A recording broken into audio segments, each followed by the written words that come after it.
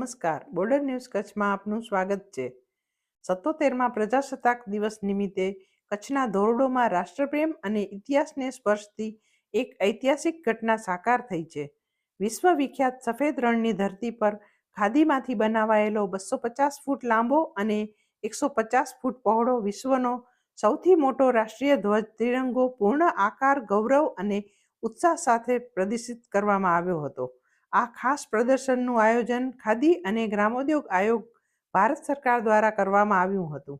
આ પ્રસંગે ભારતીય સેના અને સરહદ સુરક્ષા દળ BSFના સૈનિકો દ્વારા ખાદીથી બનેલા વિશ્વના સૌથી મોટા રાષ્ટ્રીય ધ્વજને સંપૂર્ણ લશ્કરી સન્માન સાથે ફરકાવવામાં આવ્યો હતો અને પ્રજાસત્તાક દિવસ નિમિત્તે તેને સલામી આપવામાં આવી હતી।